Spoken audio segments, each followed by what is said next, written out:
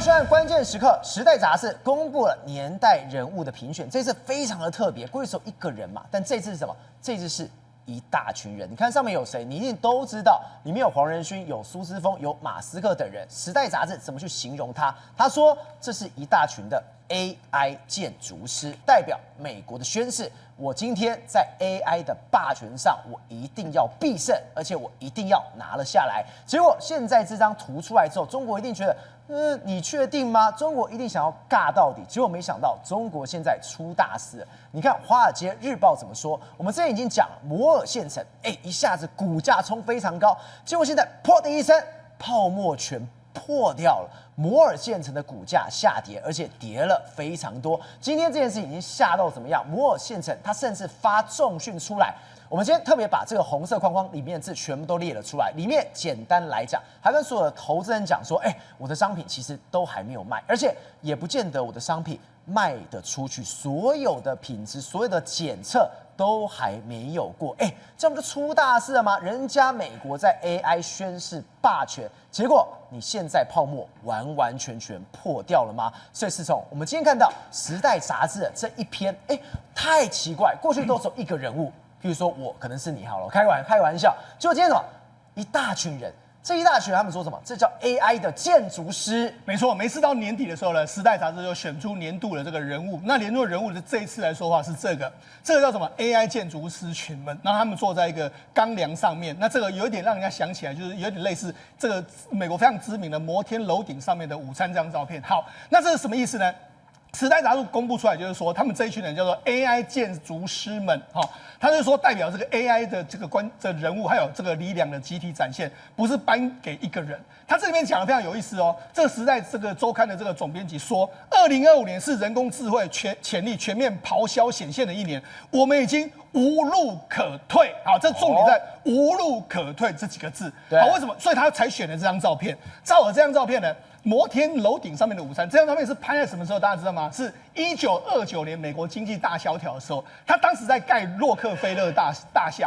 盖洛克菲勒大厦的时候呢，这些工人呢，因为他们找不到工作，所以他们就坐在这上面，就等于是他们要努力的工作，因为他们没有退路，他们要拼了，所以就是要拼了。所以他这张照片的意思就是没有退路，我们要往前冲的一个状况。好，所以这告诉你什么？AI 已经是美国无路可退的一个状况。你看，川普以这么多，他上任以来，什么电力的方案、核电的方案，然后 AI 的AI 的所谓的创世纪计划，就是要拼 AI。现在这个所谓这个习近平也是一样跟你拼 AI，所以中美两个国家现在就是要拼 AI。可是，在拼 AI 的过程里面来说，《时代》杂志选出了这个 Person of Year 是 AI 建筑师群的时候呢，这时候呢，中国呢。摩尔县城股价出现一个暴跌的这个状况，为什么出现暴跌？因为他现在跟你说实话，说我们的产品其实没有那么好啊，大家要小心谨慎啊。所以我跟你讲，一边是 AI 的建筑师群们要对抗，另外一边是疑似有出现 AI 泡沫的中国啊。世总，你看到我们特别把摩尔县城今天的股价全部列出来。对，今天跌了13%，是，就13%出来之后，大家都吓死了。对，我跟他讲，因为什么呢？因为事实上这个中国可能真的是渴望有一个可以匹敌这个黄仁勋的公司，渴望太久，所以那摩尔县城一上市之后，照理那它最高市值冲破4000亿人民币。4000亿人民币是什么意思？你乘以5是2兆。2兆台币，在台湾的话可以放到前3、4大的这个股票市值。问题是它是一家什么都没有的公司，所以呢，他们想要涨得这么凶，太夸张，他们可能自己都觉得吓到，所以他们前一天晚上就说，他们在交易所发声明说，由于新产品上面完全没有收入，然后业务的前景也不明朗然后也就是说呢，在完成产品的认证、客户指导，还有大规模出货等流程之前，销售无法实现。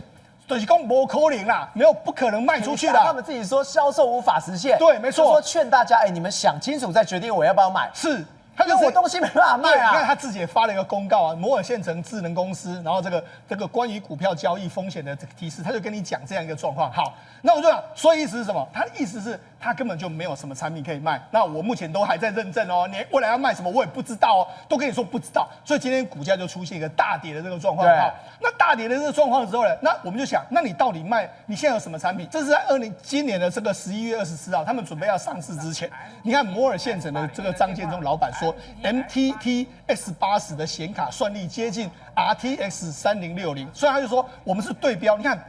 我们公司的产品在部分性能指示上面已经接近或达到国际的领先水准，而且它还对标 RTX 306。我们的 RTX 306是什么？就是辉达的这个显卡嘛，所以你看它就来对标你哈。那你看他还说什么？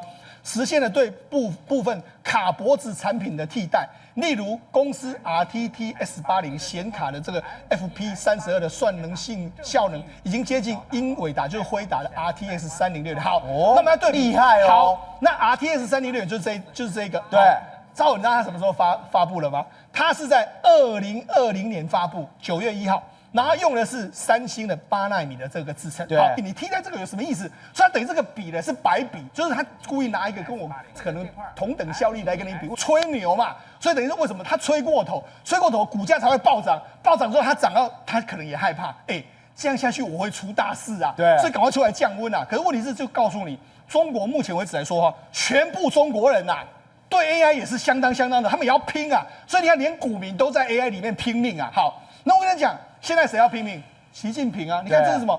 中国共产党新闻网。你看这是12月12号今天的这个消息。他说，加快发展新一代人工智能，赢得全球科技竞争的主动权。这是习近平总书记指出来的哦。对，加快发展新一代人工智能是我们赢得全球科技竞争主动权的重要战略抓手。好。那我们必须把握新一代人工智慧的技术增程，还有包括说发展趋势，探索高质量发展途径，在全球科技革命还有产业变革中赢得主动权。习主席都讲话，大家冲啊！对，你看习近平跟这个川普两个人都对 AI 多么重视。对，习近平亲自出来讲这个话，好。那亲自出来讲这个话的时候，所以你就知道说，这也为什么不难解释啊？就是说，现在这个川普不是说后来我美丽 H200嘛，哈，某些人也是认为说他对中国释出个善意，但是我们前几天讲嘛，H200来的时候，那我们该买是不该买呢？好，所以现在有一个，你看，这是香港路透社还有香港的《明报》报道，他说呢，因为 H200。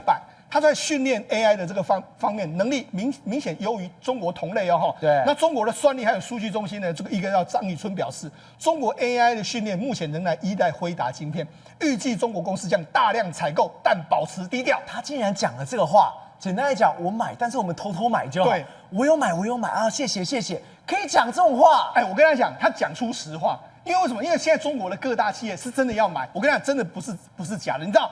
我们知道之前这个很多人买 H20嘛，对，主要有3家，阿里巴巴、腾讯，还有包括说字节跳动。那你知道现在可以换 H200的时候，你知道吗？他们马上就已经去大量下单了。大量下单之后，你要搞到什么？搞到这个习主席知道了，他很不爽啊。你看这是什么？根据美国科技媒体报道，中国政府要求阿里巴巴、字节跳动还有腾讯，你评估对 H200的需求，因为他们已经下单，他已经知道了。他说：“你来，你要跟我详细。”然后他说呢？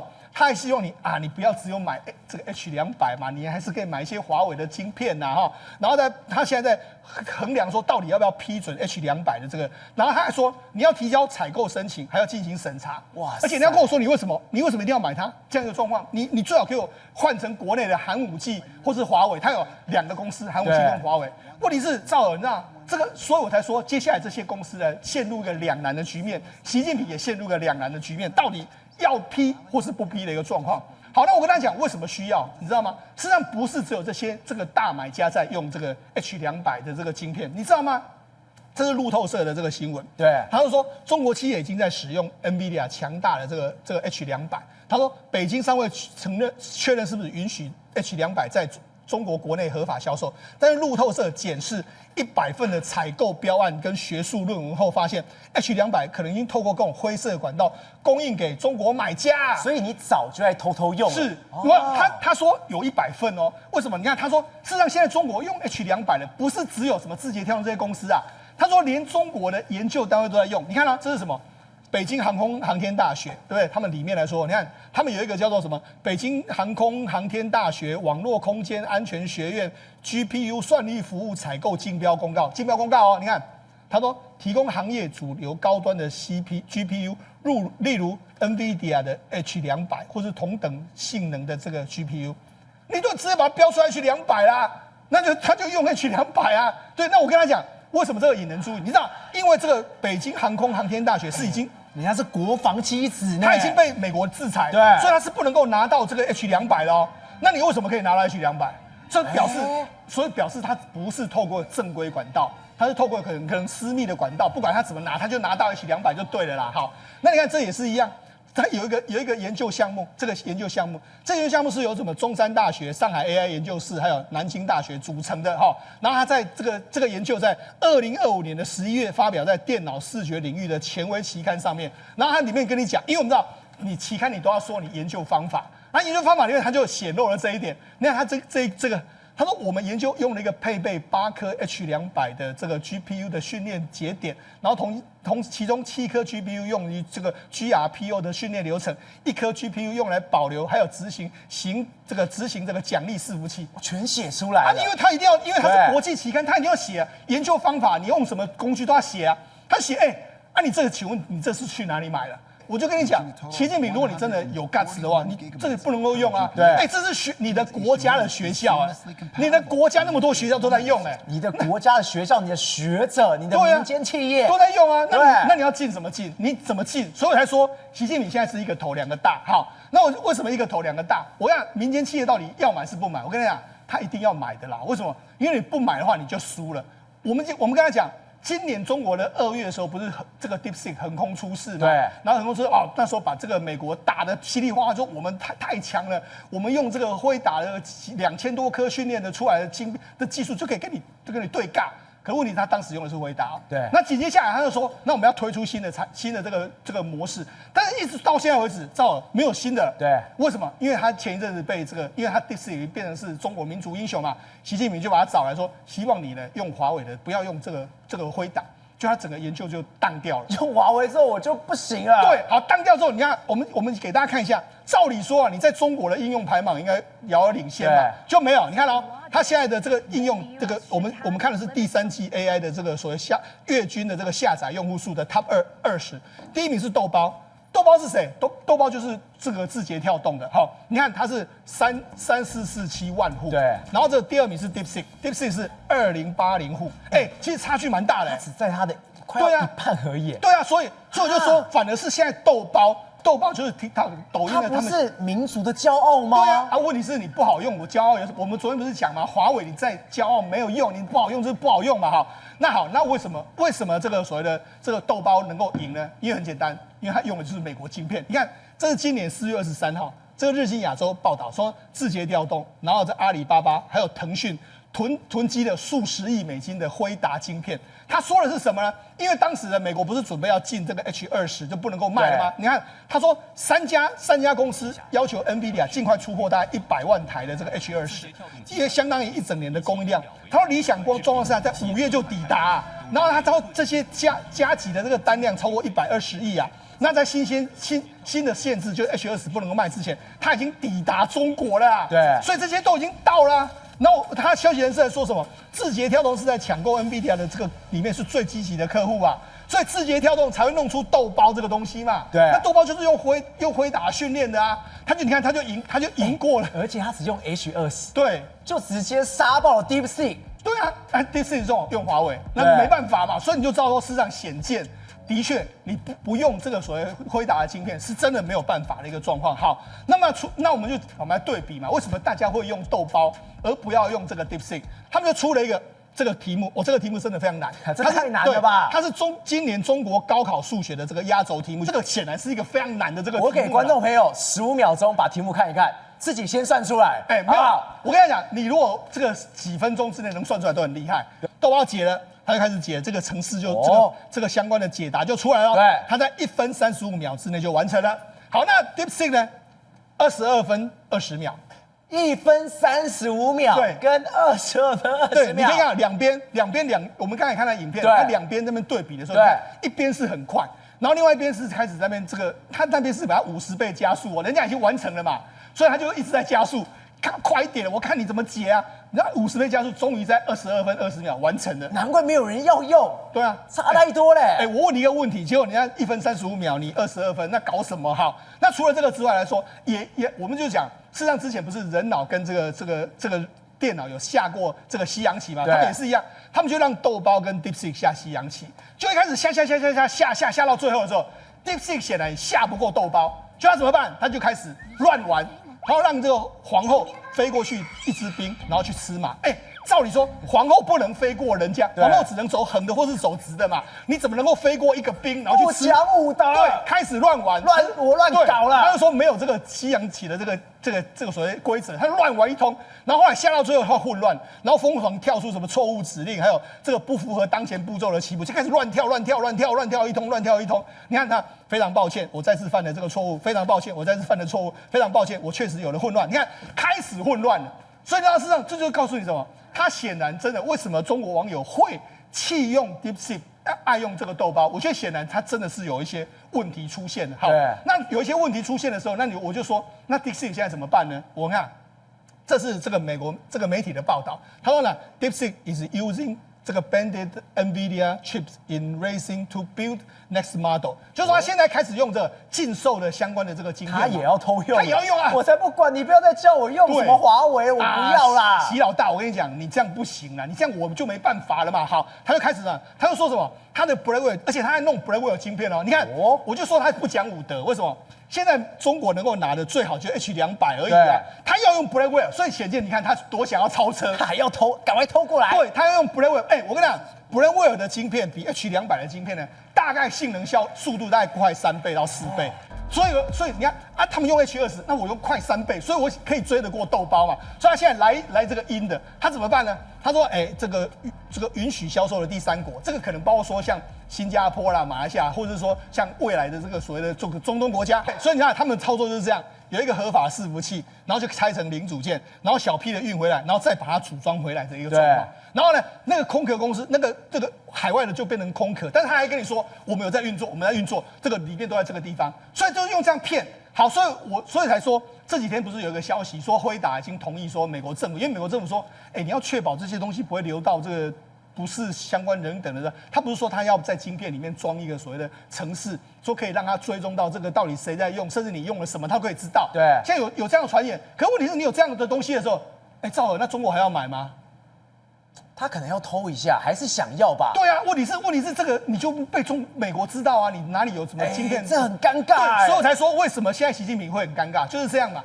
因为他第一个，我想习近平有2个不愿意，第一个未来可能会装这个追踪程式，第二个是什么？第二个是我要付给美国这25%，这等于是什么？等于是中国付钱给美国政府啊，这个他当然不愿意。可是问题是大家都要买，那你习近平怎么办？问题是你国内晶片就做不出来，重点是你的摩尔县城，对啊，你还在吹，是啊，你没有要，对啊，没办法，那怎么办？所以我才说现在陷入两难的不是只有中国企业，看来他们都要等习近平最后的拍板。我认为最后还是会买 H200。国文哥，我们刚刚特别讲到摩尔县城，人家都已经强的跟什么一样，你中国应该推上来啊，结果没有想到一件事情，我们刚刚特别讲，是不是真的已经泡沫化？结果你说没有啊，我也觉得非常怪啊，为什么中国股民一直在说？摩尔县城800多、600多怎么样？它会上千的。对，中国股民真的是一场爱国者游戏。现在股市我们都讲本益比嘛，赚多少钱我给你几倍本益比嘛。但是摩尔县城没赚钱，但是股价照样破千。你知道今天跌得非常惨，今天跌了126块，从940跌到814块。那中国现在有如义和团，每个股民拿钱在支持中国的 AI。所以你看到跌这么惨，跌了13%，结果你下面的留言，你把它看完之后，你会傻了。中国第一个万元股即将诞生，一股1万元，所以现在814便宜。摩尔要成为股王，没有人在，目标价1300，用矩阵图或者是命理都认为它会1300，那你的元旦会破千，肯定现在买不了，不然1个月后1200。再来是不可能会跌，一定是系统有问题，因为中国政策在挺嘛，不然只会一直涨嘛。然后再来是这么好的股票，一定是系统坏的嘛，这一定是系统坏的，所以中国股民的心情你可以看到，你看到中国股民在这个摩尔县城这个讨论盘里面。真的像你讲的，都是义和团。对，现在变成 AI 义和团，全中国人民用人民币去挺它。摩尔其实中国北京不知道他在炒股票吗？不知道他已经变成义和团吗？他就是有点像中南海的慈禧太后，真的在鼓动全中国爱国主义。所以这个真的假的？不叫本益比，叫本梦比。可是摩尔县城有厉害的地方，为什么？他年底要办，在下个礼拜就要办 Musa 的开发者大会，这个东西在搞什么？你知道吗？摩尔县城不是只是在做晶片，它要做的是模仿辉达做一个CUDA平台。什么叫CUDA平台？是辉达做一个CUDA平台，它不只做晶片，而是把整个相关的业者，包括伺服器、系统整合、电信、半导体设备商整合进来。所以不是要拉一个摩尔股票哦，这场大会会把中国例如做记忆体的三星，中国的三星也会拉进来，中国鸿海。做所谓的伺服器也做进来，一起用它的晶片来做所谓的伺服器，再来台达电做电源管理，做通讯的博通、波康也进来，高通也进来，所以它会变成是一个超级的中国大抱团。所以他们现在相信的是什么？相信的一件事情叫做这是中国的 AI 抱团大会。他北京在想着什么？我让爱国主义吹嘛，对，吹能够追得上吗？很难追上，其实真的很恐怖了。一年间膨胀了20倍的市值膨胀2倍，寒武纪5年也不过膨胀6倍，然后一夜之间你知道吗？有多少人致富啊？真的有一点是。整个中南海默许他们在大炒股啊，一夜之间100亿富豪诞生了，就会开始有很多人在想什么？我也要跟进来，我不止在做摩尔，我要做中国的台达电，我要做中国的三星，我要做中国的博通，所以整个生态系就会做起来。炒股啊，可是我告诉你，炒股炒得多不实际，你知道吗？摩尔县城现在市值是1.5兆嘛，吼。跟谁很接近？1.95兆，1.95兆，对不起，跟这1.95兆快2兆台币了，我这里把它换成台币了。联发科市值2.5兆，那联发科赚的钱我就不要比了。联发科现在营业额5800亿，将近6000亿。摩尔县城我把它算最高，今年50亿，它要做120年才能抵得上联发科啦。对，所以这不是假的吗？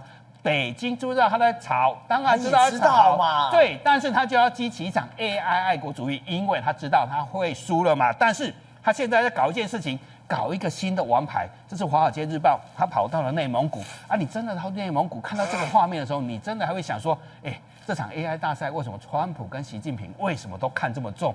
即便纵容全中国都在炒股票，他也不怕，因为他真的想要顶起来。因为整个内蒙古到处都是什么，你知道吗？电线跟光纤到处都在怪太阳能发电厂做风力发电厂，在乌兰察布这个地方到处都是发电厂，太厉害了吧？那你把数字看完，你还真的知道中国的野心有多大。中国现在拥有全世界有史以来最大的电网，过去的10几年间，它的总发电量超过全世界的总和，整个发电量是美国的2倍。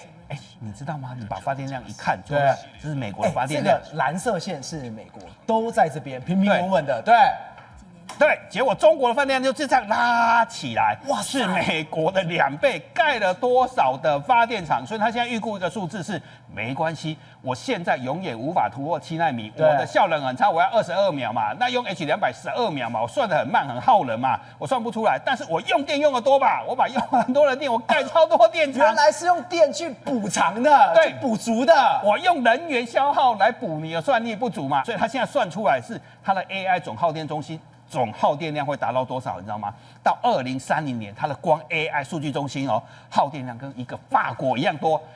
法国不是小国家法国是全世界最大的核电国家之一。那它竟然光 AI 就比法国还多，它野心有多大？那我们再看一个画面，这个地方叫乌兰察布，我刚才提了，乌兰察布是什么地方？你知道吗？就是以前我们高雄市，我是高雄人，对，有一个叫绥远街，它以前就是绥远省了。然后它现在变成这样，因为人口都没有，以前是挖煤炭呢，就只剩老人人口减少160万人了，以前200多万人了。结果他现在搞什么？你知道吗？拉了一大堆的光纤，直接到北京，然后大量的太阳能电厂、发电厂在那边发电不用钱，甚至补贴。他现在只要1半的电费，其他的政府补贴。你去那边盖 AI 做算力中心，既然不用钱因为电费1半，其余政府补贴，等于你去都不用钱。他真的是拼了我就补你，你来你就干。所以这个地方用电量成长非常的快，大量的 AI 中心成长超过7倍，然后吸引350亿美金进来。你知道谁进来了吗？其实这也看到习近平的野心。我们说了，苹果被中国绑架的苹果、阿里巴巴、华为，你看华为的 AI 中心就在这个地方，然后小鹏汽车在这里什么训练 AI 模型，所以整个就变成是一个非常大的 AI 算力中心。你从摩尔县城到 AI 算力中心，你可以看得出来，他在打一场战争是什么？爱国主义的大战争。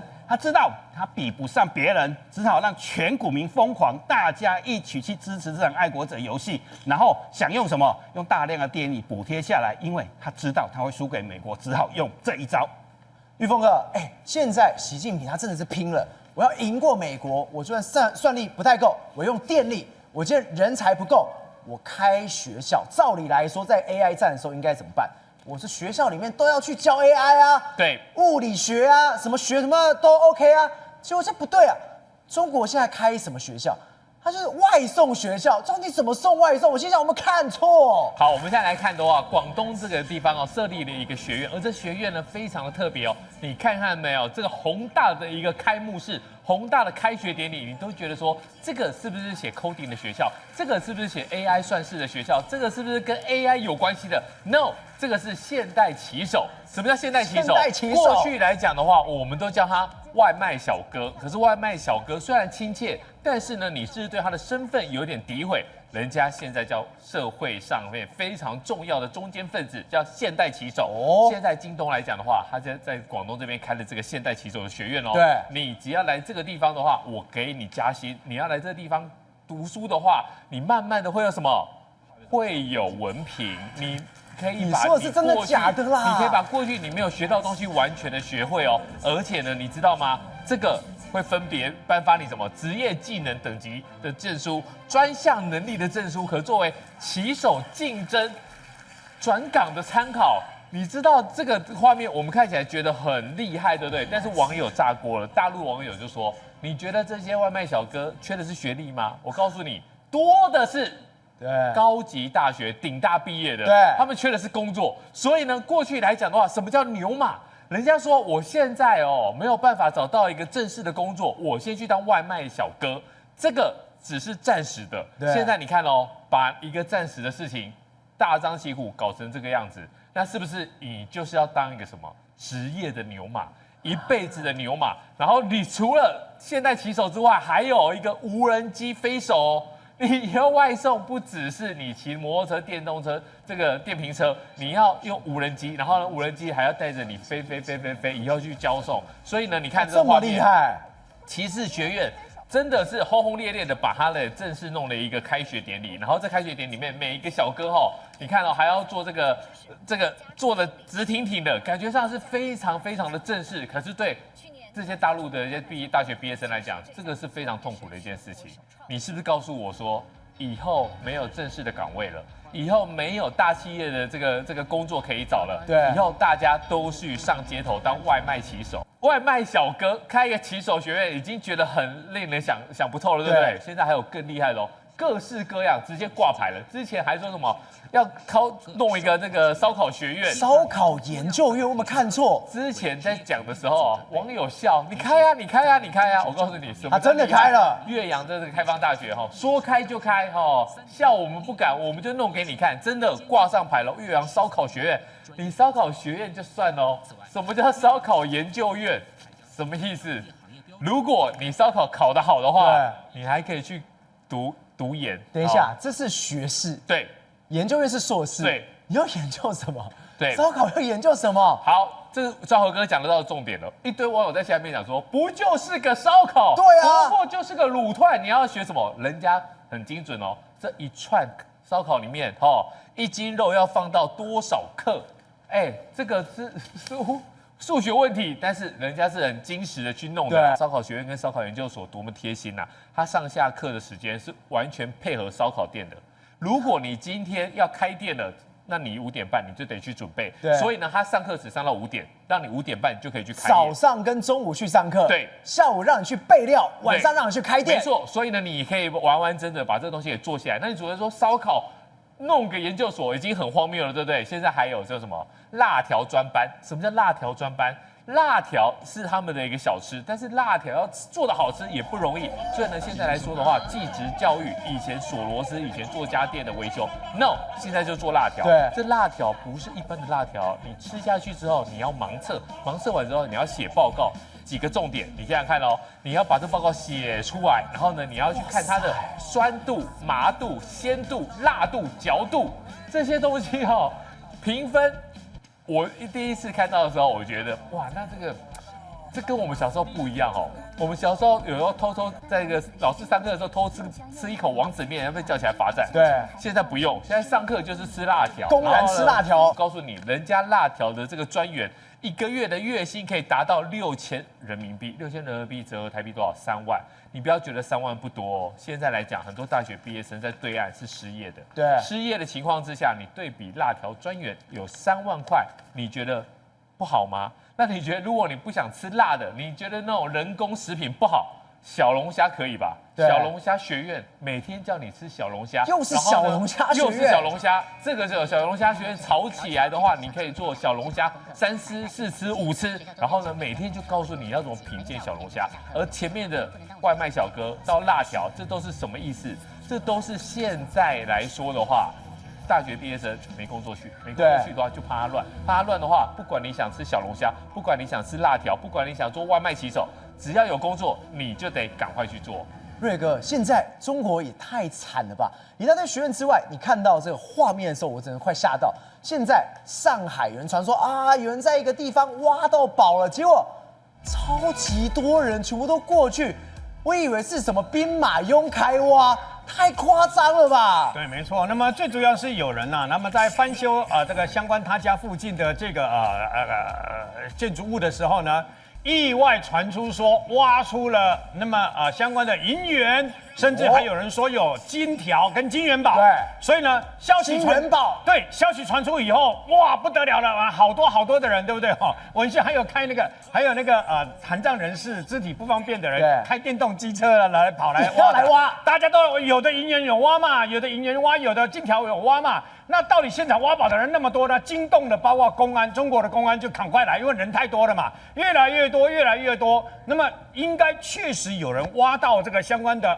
包括银元，也有人挖到那么旧的那种西班牙的那种银元，也有人真的有挖到，还有人说什么挖到袁大头，对，真的假的？挖到了这个袁大头了，还有人说金条的部分有这个传言说有金元宝跟相关的金条但是那么多人最后公安就干脆把这些人全部赶出去以后就拉了那个封锁线嘛。对。那么因为根据中华人民共和国的规定这些找到的相关的钱币呢，跟相关的这个宝物呢，是属于国家所有。所以没有错。如果你偷偷的不小心这个屋主呢不小心挖到的话呢，那你私藏还可以但是如果你被国家知道就没收。我个人认为跟这个有关系跟这个是什么呢？这是什么？这个是什么？这个就是俗称的金元券跟银元券。那么金元券跟银元券这个跟大家解释一下。金元券跟银元券呢，真跟后来中国国民党丢掉了中国大陆花江山有关系。但是，那么当时的国民党政府呢，也因为这样子带来了几百万两的黄金，跟好几百万的这个银元，就这样来的。少豪，你不要小看这一张50万元的金元券，对不对？对。以今天1两黄金这个必须用16万卖出的这个价格来算，你知道我手上这一张，如果用今天的金价去换，你知道它多少钱吗？多少钱？因为呢，根据当时国民党政府在这个等于说中国大陆的时候呢，200块钱的金元券换1两黄金。所以，它如果按照今天的金价算，是新台币刚刚好4亿整，这就是这张4亿当然这张是比较罕见的这银元券，对，先是金元券，后来变银元券，就刚刚讲的一些这个各式各样的银元，对不对？全部袁大头也好，什么反正只要银元的话，全部都用这个银元券来换。但你要知道金元券跟银元券，那为什么会收集到那么多的这个等于说金条啦、金元宝啦？因为当时国民党规定，在上海跟南京规定如果限期这个期限之内没有把你家的银元、外币，包括美金、包括金条、金元宝、金饰交出来的话，一律没收、充公，并且枪毙把你给枪毙掉。对，所以呢，后来大家平亚崩的，就好把家里的这个相关的金条，当时就有人看到。评剧的名伶叫做梅兰芳，非常有名嘛。对，梅兰芳捧着一堆的金条跑到这个当时指定的这个银行呢，平亚崩呢就把这些金条换成了这个所谓的金元券。但后来金元券因为不断的贬值，后来贬到这一张变成了废纸50万。如果刚刚讲说可以，现在的金价可以换到这个等于说2500两的这个相关的金元券呢，最后变成废纸一张。所以呢，我在猜，当时有些人可能就把它埋藏在自己的家里的附近。对。那么除此之外呢，事实上呢，还有这个直播主了，中国的直播主啊，那么专门在这个帮人家鉴定宝物啦，对，就是他，对，专门鉴定宝，他非常有名啊。那因为他鉴定包括古董啦，包括宝物啦，包括各式各样的这个等于说那么它是真是假的。结果有一个人就传进来了一个画面说传进来一个画面说，他吓死了，他往后倒对，这两个男的本来是要炫耀说，你看我们多厉害。旁边还有一个人说，把铲子放下，把铲子放下然后呢，紧接而来，他发现一件事不对，为什么？从他们这个影像里面透露出来的东西很像是中国古墓里面的东西。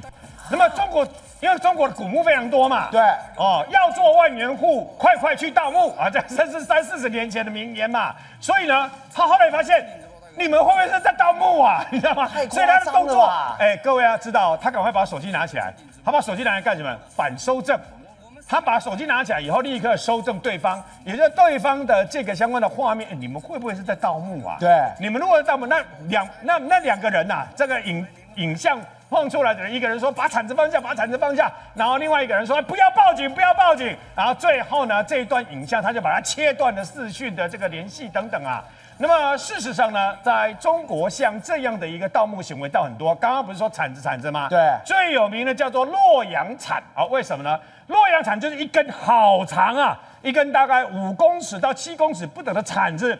他们呢，那么这些盗墓贼呢，就在那边挖一个洞下去了以后，洛阳铲就伸进去，然后再拔上来的话呢，如果下面的颜色是白色的，那就是汉朝的古墓；如果是灰色的，那就是唐朝的古墓。如果有的话，就决定要开挖的，想办法就盗墓了嘛。结果中国那么破获了一个盗墓集团，把所有的中国的考古学界跟中国的公安就吓了一大跳。以前的盗墓呢，都是民间业余人士去盗墓就是为了要多赚一点钱去盗墓他们是那么这些所谓的便衣刑警考古专门针对这些考古的人，他在一家相关的这个文物店里面的角落发现，这不是商朝的东西吗？怎么会在这个地方？所以后来去查了以后才发现。我们有古墓，我们有这个古物有什么东西，不是要有人鉴定吗？对，竟然是考古专家负责鉴定的这些文物学者，白天是文物学者，晚上是盗墓的主谋哇塞，球员兼裁判，因为他最了解，他知道哪些东西值钱，哪些东西不值钱嘛。所以呢，那么他们后来想尽办法把这一关一关全部抓到了以后，而且还很大胆，有的还用炸药直接炸等等最后抓到27个相关的盗墓人员，里面有一堆的文物专家这是中国有史以来第一个球员兼裁判、文物专家，竟然兼盗墓的摸金校尉。宏观取材，厘清真相，犀利精准，深入剖析，时刻掌握关键，新闻时事不漏接。老时段，新气象，我是钟浩和，关键时刻2.0，全新出击。